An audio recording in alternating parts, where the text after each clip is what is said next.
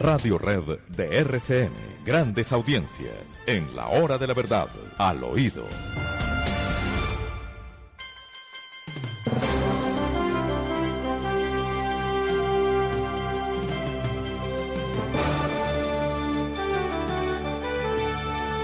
Bueno, queridos amigos, tenemos mucho tema por comentar, mucho asunto por desbrozar dentro de esta selva de acontecimientos en que se ha convertido nuestra realidad. ¿Ustedes qué quieren decirnos? Sergio, Pues por dónde quiere que empecemos, doctor Londoño. Aterrador, por ejemplo, la denuncia que hace el médico en el departamento de Atlántico, en Barranquilla, que recibe sufragios en su hospital, en su sitio en su vivienda, y lo amenazan. Si quiere, escuchemos. Le envían coronas de flores terrible, a su casa terrible, y a su trabajo. Sí, escuchemos al mismo médico denunciando esta situación con una de las coronas en la mano. Escuchen ustedes. Buenas tardes, mi nombre es José Julián Huelva Díaz, médico internista intensivista. Trabajo en la unidad de cuidado intensivo de la clínica materno-infantil Adela de Char de Soledad. En el día de hoy recibí 2 sufragios, uno en mi lugar de trabajo y llegando actualmente en mi lugar de residencia.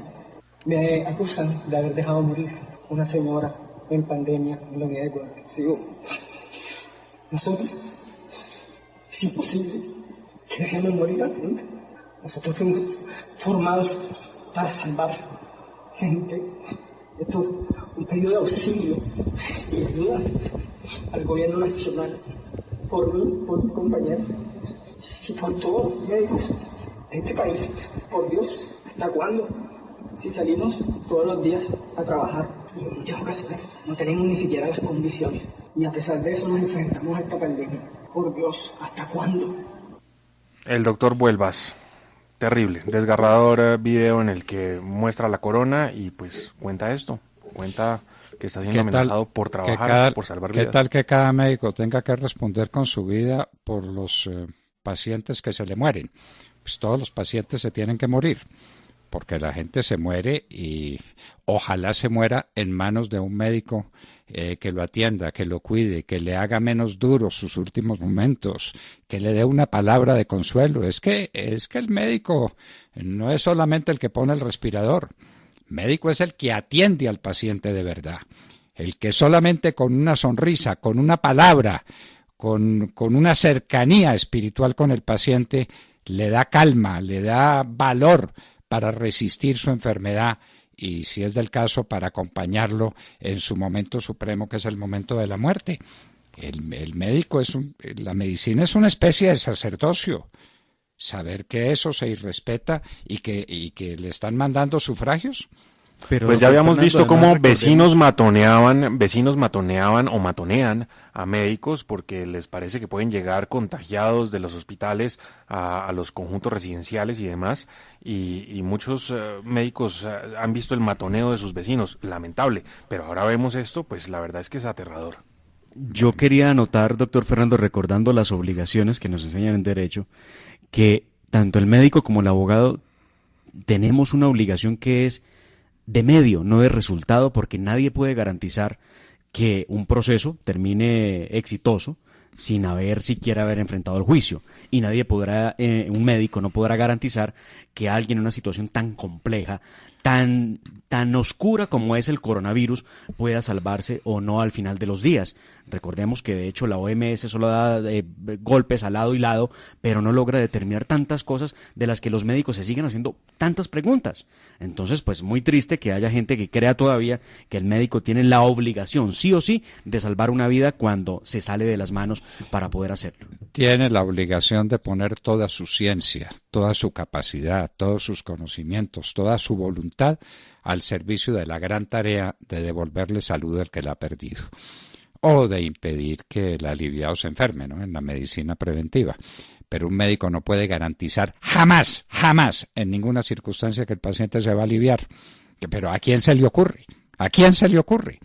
Y por desgracia, pues la gente se muere ante la impotencia del médico, que quisiera que no se muriera. Pero en manos de los médicos se muere con esperanza, se muere con tranquilidad, se muere con la fe en que hay alguien que le está tendiendo la mano en el último momento, que es el médico, que lo ve morir, que lo asiste, que lo consuela, que le da esa partecita de vida que puede ser pender de un hilo que se rompe y de un hilo que se va. Honor, homenaje a los médicos de Colombia y del mundo. Qué profesión la suya, qué profesión de entrega, de valor, de generosidad, de desprendimiento. Es la profesión del médico. Para que los tratemos de esta manera, no puedes. Bueno, para que algunos salvajes, porque yo estoy convencido de que la infinita mayoría de los colombianos quieren a sus médicos, aman a sus médicos y los respetan sobremanera. Tengo ese convencimiento. ¿Ustedes no? Sí, de acuerdo, doctor Fernando. Ojalá las autoridades actúen pronto, ¿no? Bueno, sí, para coger a estos sinvergüenzas. Claro, pues que se pusieron muy de presente, porque si realmente esto tiene contacto con esa persona que falleció, pues no son muchas las que están a su alrededor y pueden mandar estas amenazas, ¿no? Claro, técnicamente sería fácil de rastrear de dónde vienen las amenazas. Una investigación bastante sencilla, pero ese no es el caso. Es no el solamente hecho. son criminales, sino ignorantes, doctor Fernando. ¿Cómo pueden pretender criminalizar a una persona que dio todos sus esfuerzos para poder salvar la vida de otra? No. Algo nos pasa en el país. Creo que hay muchos enfermos mentales y estos son muestra de eso. Así es. Bueno, les cambio el tercio, ¿les parece? Claro, vamos. Doctor Fernando, Demar, Sergio, todos los oyentes. Por ahí ronda una propuesta en el Congreso de la República que yo pensé que solo tendría el apoyo de los partidos de izquierda, o que se dicen de izquierda, y de la oposición. Y la propuesta consiste en que se le dé un salario mínimo a cerca de 9 millones de colombianos durante los próximos 3 meses en aras de poder enfrentar esto del coronavirus. Ayer estuvimos haciendo cuentas y resulta que eso nos costaría 24 billones de pesos en 3 meses. Pero olvídense del tema económico y del rubro, simplemente vayamos a un tema más de posición política o filosófico, si se quiere, y es el total de subsidios a la nómina que se han comprometido para las empresas en ese mismo periodo es de 9 billones de pesos. El problema es que estuvimos consultando con fuentes del Congreso y al parecer tendría respaldo una propuesta así, puede que no por un salario mínimo, pero sí por un rubro mayor a 500.000 pesos mensuales en los próximos 3 meses. La pregunta que yo les hago a todos aquí en la mesa y a los oyentes es, ¿por qué queremos transferir más recursos directamente a la gente y no hemos querido hacerlo con la misma rapidez y con la misma tranquilidad, entre comillas, a las empresas para cuidar los puestos de trabajo, doctor Fernando? ¿Cuántas veces dijimos, las empresas no se pueden dejar quebrar? No se pueden dejar quebrar. ¿Eso tiene un costo? Claro que tiene un costo. ¿Y quién lo va a pagar? Entre todos. Entre todos. Eso hay que distribuirlo entre todos. El gobierno no puede decir que es que se le acabó la plata. En estas circunstancias no se puede acabar la plata y a las empresas hay que respaldarlas. ¿Cuántas empresas fracasaron en esta pandemia? ¿Cuántas empresas se murieron y cerraron sus puertas para siempre? No tenemos el dato, doctor Londoño. No nos lo han dicho. No nos lo han dicho. ¿Por qué no nos lo han dicho? Esto lo han dicho en todas partes. Es la primera noticia en una estadística valorativa sobre el coronavirus. Aquí en Colombia no. ¿A cuántas empresas no les llegaron oportunamente los auxilios o no fueron suficientes? Nosotros dijimos no es suficiente. El salario del 40% no es suficiente para una empresa que está cerrada. Por Dios, es que una empresa cerrada no puede operar. Es que no puede tener ingresos. Ahora, la respuesta a esa pregunta de cuántas empresas son es difícil en este momento porque, claro, ¿qué tenemos? Empresas que se liquidan. Bueno, el proceso de liquidación tarda un tiempo y más en estas circunstancias. Entonces, esto lo iremos viendo a lo largo del año, creo yo, en lo que resta del año, viendo cuánto aumentan las liquidaciones de las empresas y, por supuesto, las que se acogen a procesos de insolvencia, que ese dato sí seguramente lo tendremos posiblemente a través de la superintendencia. No, pero Sergio, el tema va más allá, a mi modo de ver, y es el siguiente. Cuando usted empieza a alegar que lo primero es que el Estado transfiera recursos directamente a la gente, a las personas, y no a las empresas, un poco en el escenario de que las empresas miren a ver y sálvese quien pueda, y el Estado empieza a inyectar liquidez vía transferencias directamente a personas naturales que a lo mejor pudieron haber perdido el trabajo. Y usted a eso le agrega un conjunto de cosas como los ataques al ejército, la educación pública en primaria y secundaria en manos de FECODE, más presupuesto para las universidades públicas, que ya sabemos estos problemas que tienen de promoción de un conjunto de reformas en las que, a las que la gente le ha dicho que no en las urnas, etcétera.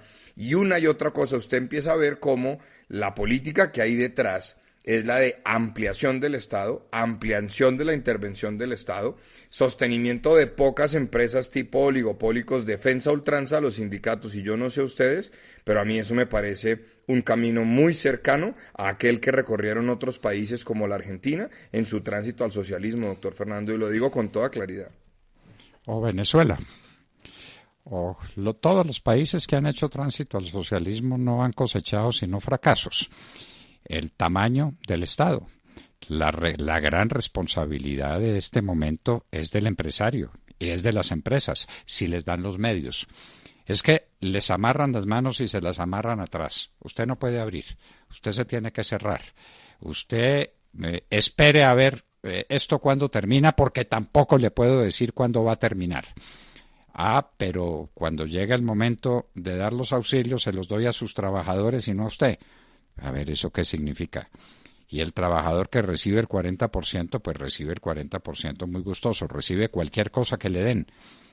Pero, ¿y el empresario qué hace entonces?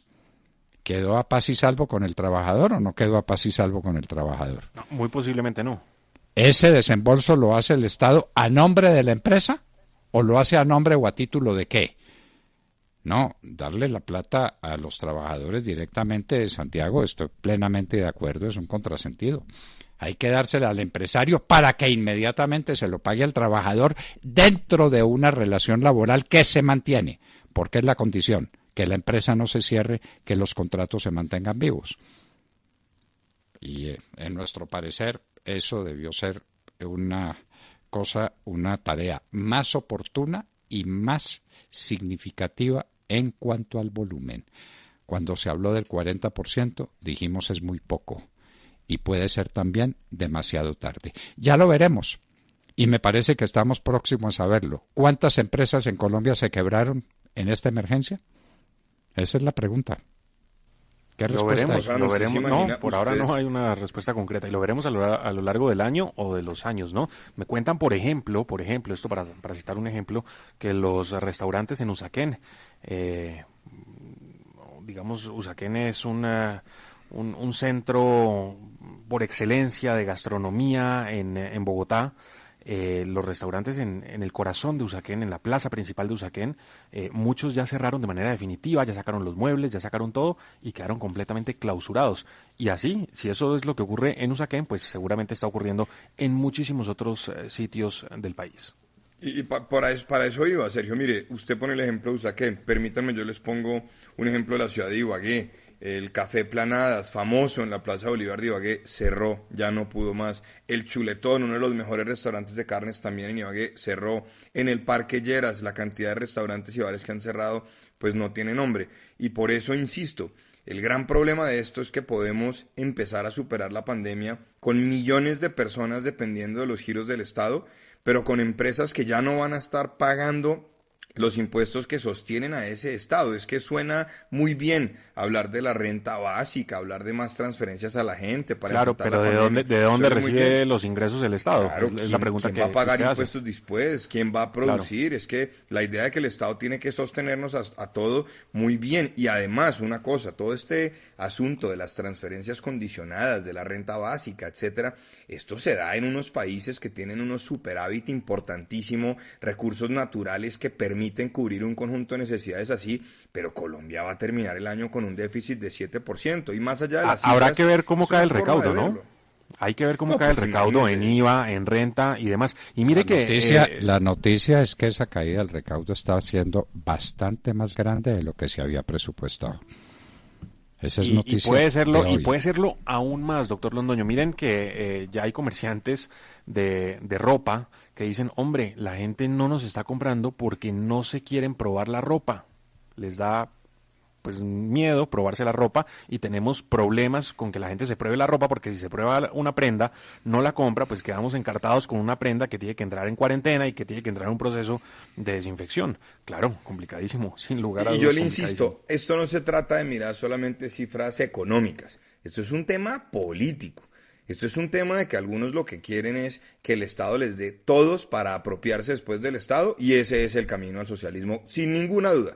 Y otros lo que decimos es, un momento, aquí todos queremos ser libres, aquí todos queremos poder salir de la pandemia con un trabajo, y si perdemos uno poder buscar otro. Ese es un tema político, doctor Fernando, este no es un tema económico a secas, ¿no? Un tema de la concepción del Estado, o del Estado estatista, del Estado socialista o del Estado liberal, donde es la gente la que se labra su futuro dentro de un marco de condiciones que le resulten favorables y por donde pueda transitar. Ese es el oficio del Estado, crear ese marco y crear esos senderos por donde la actividad privada se puede desarrollar, pero no puede sustituir la actividad privada. No la puede sustituir, no está para eso, no tiene esa condición. La formación del servidor público es una formación distinta de la del empresario. No hay duda ninguna. Bueno, ¿y qué fue lo que dijo? ¿Qué fue lo que dijo Samper de Mar? Que ahora entonces ya también se peleó con Claudia López. Yo creo que Samper está buscándole pelea al uno o al otro a ver si todavía suena, ¿no, doctor Fernando? Pues con tal de que suene, con tal de que lo mienten, aunque sea mentándole a los seres más queridos.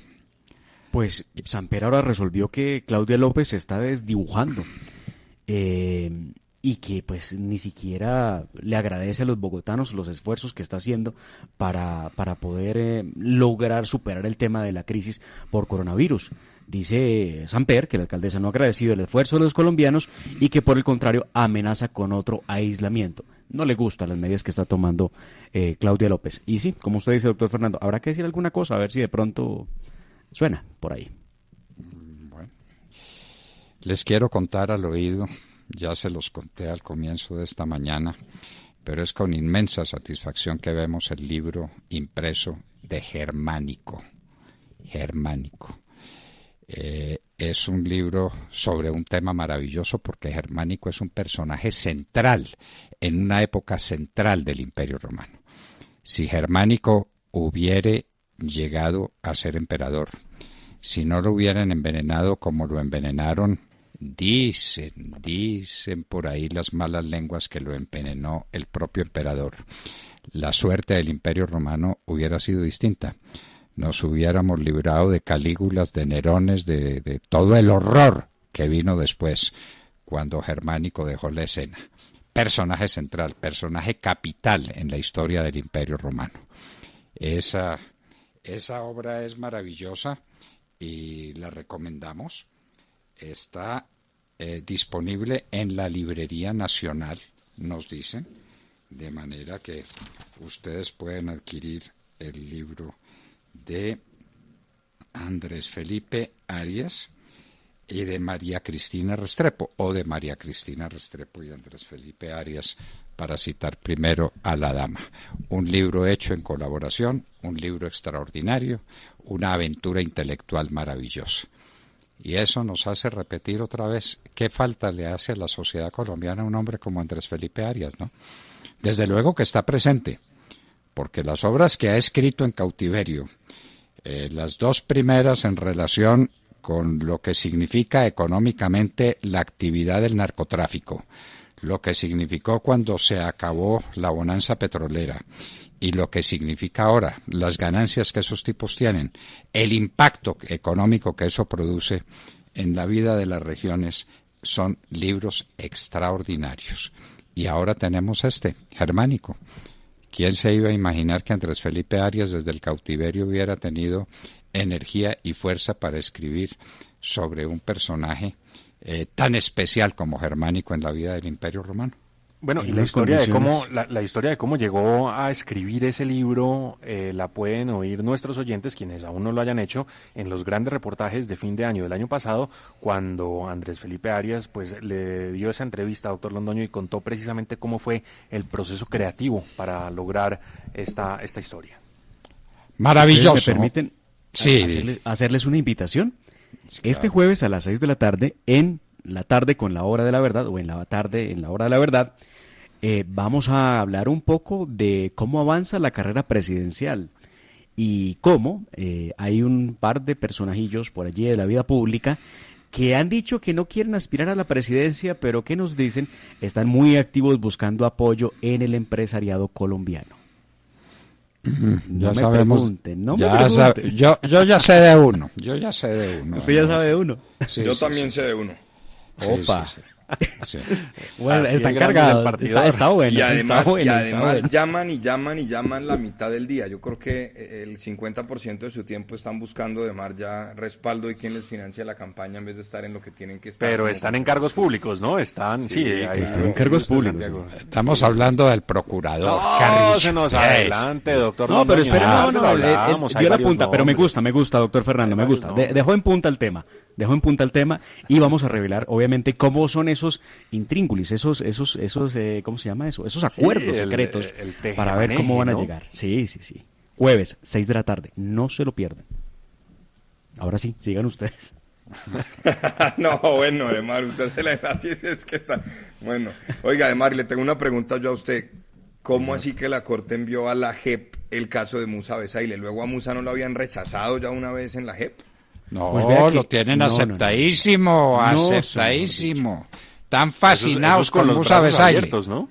Claro, Porque claro, a Mancuso sí no. A Mancuso sí le dicen que antes del 89 él igual era combatiente y no financiador, luego que no está. Pero a Musa Pero- Besaile sí, no entiendo. Miren ustedes una cosa que resulta hasta curiosa o muy lógica de pronto.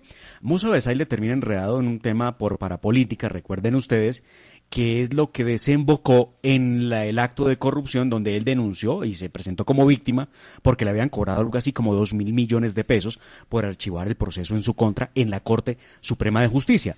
Asunto que tiene que ver con el cartel de la toga. Cartel de la toga, del que hablando de investigaciones y cosas, poco o nada se sabe en qué va y en cómo ha avanzado. Pues Musa Besaile sale de la Corte Suprema de Justicia y arranca para la Justicia Especial para la Paz para responder como tercero en el conflicto en el caso de sus vínculos o presuntos vínculos con el paramilitarismo. Lo que significa que la Corte no tendrá que hacerse cargo de las denuncias y de los procesos de Musa Besaile. ¿Será que Musa podía contar algunas otras cosas respecto de qué pasó con el cartel de la toga? ¿Tendrá alguna idea? Creo que sí. Y pues no va a pasar nada, porque pues si termina en la JEP, a la JEP no le interesa el tema del cartel de la toga. Entonces creo que es un poco de hagámonos pasito. Bueno, hagámonos pasito. Hay que tratar todos los temas. Ustedes han visto que ante las dificultades de hacer mediciones en los servicios públicos, algunas empresas de servicios públicos resolvieron tomar el tema del promedio. Bueno, yo entendía que eso ya estaba superado, pero sí, estuvieron promediando varios servicios. Por ejemplo, el gas natural llegó promediado al comienzo de la pandemia. No sé si sigue ocurriendo. Creería que no. Pues ya le cuento que está prohibido, formalmente prohibido. No pueden hacer eso. Pero en fin, será problema muy importante para algunos, menos importante para otros. Para recordar a Pau Donés, de la banda Jarabe ¿qué? Jarabe de Palo, un gran vocalista de Jarabe de Palo, falleció de cáncer, había sido diagnosticado en 2015, dio una larga y dura batalla y a sus 53 años falleció en la ciudad de Barcelona. Deja un vacío inmenso en los seguidores de esa agrupación de Jarabe de Palo, pero bueno, nos queda su música, nos queda su voz, sus grabaciones y su carisma. Un tipo muy carismático, pero se fue, no logró ganar esa batalla contra el cáncer a sus 53 años de edad. Bueno, entonces se fue, como se nos fue, silenciosamente y dejando un vacío muy hondo en la sociedad colombiana, Juan María Robledo, ¿no? Un gran banquero qué hombre extraordinario, qué hombre maravilloso. El Banco de Bogotá pierde una persona fundamental, pero la sociedad colombiana en su conjunto, porque es que un buen banquero no se construye fácilmente, ¿no? La gente cree que ese es un oficio fácil y es el oficio más complicado que hay en una sociedad. Pues en este momento y en momentos como este se pone a prueba precisamente ese oficio y ya veremos cómo sale librada la banca de situaciones como esta. Bueno, entonces, ¿ustedes tienen presente quién es Alex Saab? Sí, pues cercano al régimen de Maduro, ¿no? Señalado de ser cercano y ficha clave y relacionado con Colombia, además. Pero aquí en Colombia, exacto, en Colombia tiene bienes que le acaban de congelar por valor de... Es señalado de ser testaferro de Maduro, sí. 35.000 millones de pesos le encontraron aquí en Colombia a Alex Saab. Es que tenía una mansión avaluada en 28.000 millones de pesos en Río Mar. Una cosa pequeñita. Buena la casita, ¿no? Y habría Sí, que investigar muy bien cómo eran esos tentáculos de Saab en Colombia y con quiénes se relacionaba en nuestro país, ¿no? Creo que eso falta indagarlo mucho más a fondo. Bueno, esperemos que lo hagan y esperemos que la Fiscalía se dedique a esos temas fundamentales. No, andan es detrás de los gobernadores de Antioquia. Detrás de los gobernadores de Antioquia. ¿Cómo le parece? ¿Ah? Y es que se lleva a los tres más importantes antioqueños en la carrera política en que estamos. Se lleva a Aníbal Gaviria, pues que era fijo para aspirar a presidencia, a vicepresidencia, alguna cosa muy importante. A Luis Alfredo Ramos, a quien le cortaron ya la carrera política, ha debido ser presidente de la República, y a Sergio Fajardo, a los tres. Entonces, ¿esto es contra Antioquia? ¿Esto es de casualidad? ¿Esto qué es? Porque ya tenían al antioqueño más importante de todos, Álvaro Uribe Vélez, metido en un proceso kafkiano que ni el diablo que puede entender. ¿De qué acusan al presidente Álvaro Uribe? Pues ojalá, doctor Londoño, dejen de estar en procesos kafkianos, pongan la lupa donde la deben poner. Este personaje que usted menciona, Alex Saab, el régimen de Maduro con sus operaciones fachada en Colombia, y ojalá nos den explicaciones de ello. Y alguien pues que conoce muy bien precisamente cuál es la situación del régimen de Maduro está con nosotros en línea, doctor Londoño, el exalcalde Antonio Ledesma desde España.